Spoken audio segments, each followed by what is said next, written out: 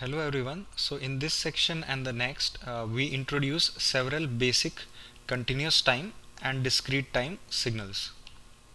So we will discuss about some basic continuous time and discrete time signals. Not only do these signals occur very frequently, but they also serves as a building blocks for which we can construct many other signal. So they are having twofold objective because they occur very frequently and they serve as a building block.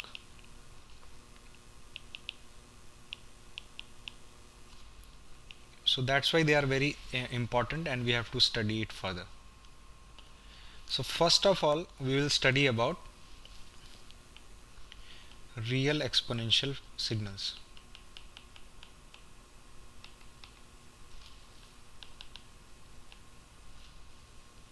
And first we will discuss about the continuous time form.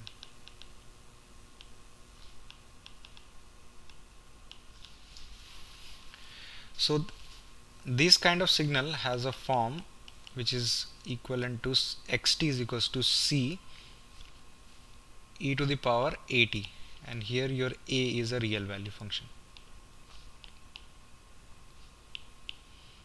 So depending upon the value of a, if a is greater than 0 or a is less than 0, the graph of this signal will be like this.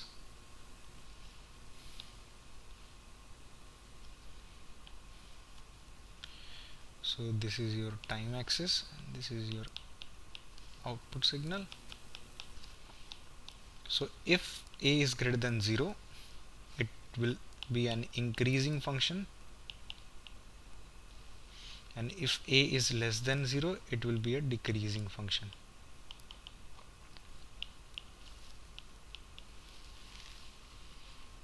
So these forms for a greater than 0 and a less than 0 is used in describing many different physical process, which includes chain reaction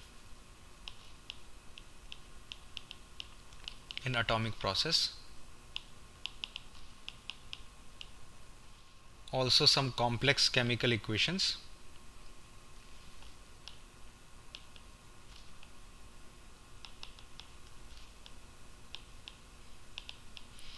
if we talk about our electrical or electronics application, it can be used to discuss about the response of an RC circuit.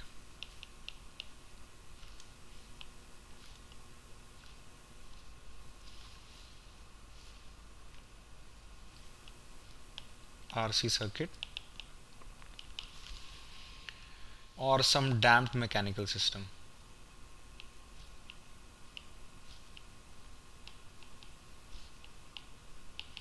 And there are various other application as well. So these real exponential signal is analogous to these processes. That's why we are interested in studying this signal.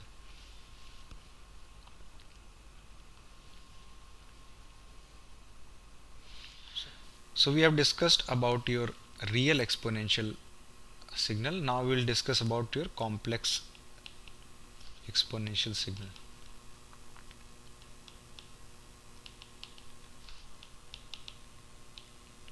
So this has some special properties.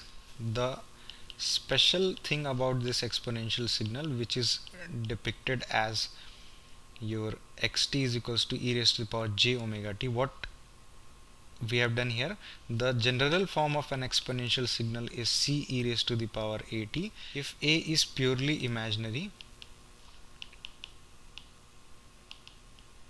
so we will get your complex exponential case.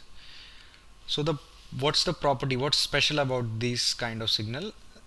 The speciality of this signal is that it is periodic. So how we can prove that it is periodic? We know about our general form that xt is equals to e raised to the power j omega t. So if we replace t with t plus capital T, what will happen? E raised to the power j omega naught t plus capital T, which can be rewritten as e raised to the power j omega t multiplied with e raised to the power j omega capital T. And if somehow this will become 1, so we will get our signal back.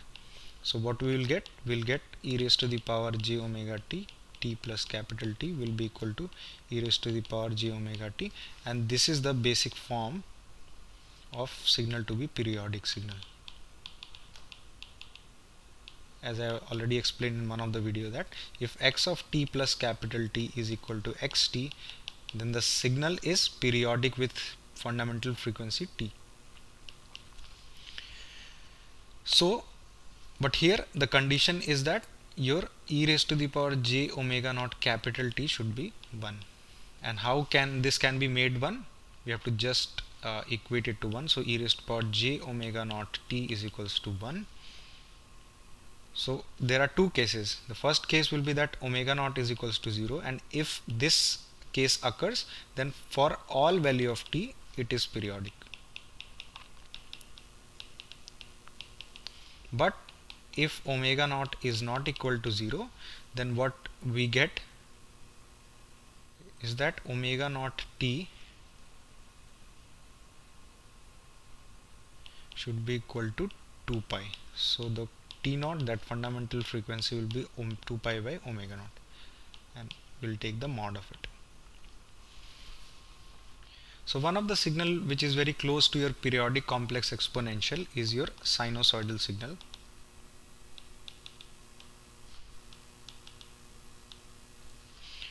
And the form of sinusoidal signal, which we have already seen at some instances in our previous video, that a into cos of omega naught t plus phi. Here your phi is your initial phase. Omega naught represent the angular frequency, which can be written as omega naught is equals to 2 pi f naught, where f naught is basically your frequency and denoted in cycles per second. A is the amplitude. So this is the basic form of your sinusoidal signal. And like the exponential signal, the sinusoidal signal is periodic with fundamental frequency t naught, and it is also given as 2 pi by omega naught, which we have seen for the exponential case as well, as you can see here. The complex exponential signal or the sinusoidal signals are used to describe the characteristic of many physical process. So where we see these kind of signal, we see these type of signal where inside a system the energy is conserved.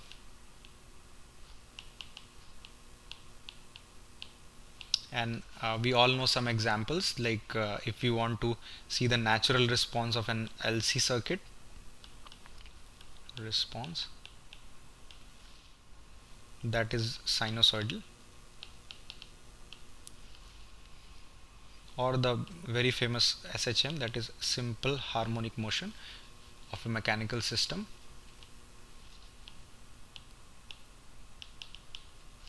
that is also an example of a sinusoidal signal.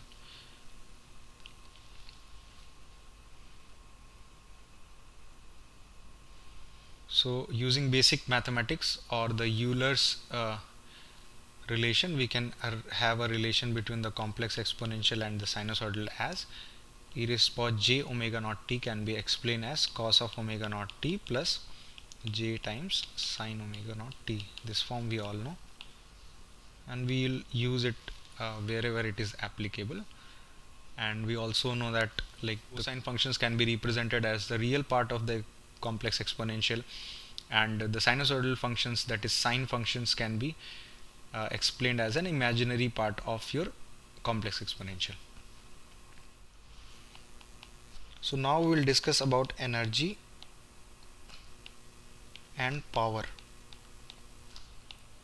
of complex exponential.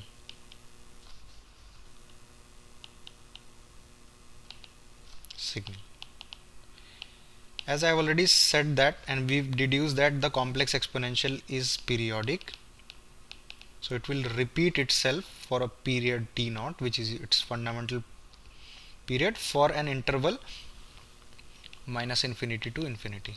We have already seen the properties of periodic signal. So the function will repeat itself from the interval minus infinity to infinity, and it will have some form for a period t naught, and it will repeat it for other periods also. So whenever you will calculate the energy, so what we will do, you will take the function or the signal and you will integrate the mod square of that signal for the interval minus infinity to infinity. What it will give? It will give a infinity value. So the periodic signal, that is complex exponential, have a infinite energy. But if we'll only consider a period of period t naught, so we'll just consider one period of t naught. So what will be e period? So it will be e raised to t naught, e raised to the power j omega naught t mod square dt. So this will be 0 to t naught 1 into dt, which is equals to t naught. So for one period the energy will be t naught, and equivalently if we calculate the power over this period, which will be equal to energy over period divided by the period, so that will equal to 1. So over a period the energy is finite and average power is coming as 1, but when we integrate for an interval of minus infinity to infinity, it will be having infinite energy, but the power will equal to 1. So P infinity equal to limit t tending to infinity 1 by 2t minus t to t, that is your period, integrating mod e raised to power j omega naught t whole square dt, and that will come out to be 1. So periodic signals, and more specifically the complex exponential, is a finite power signal.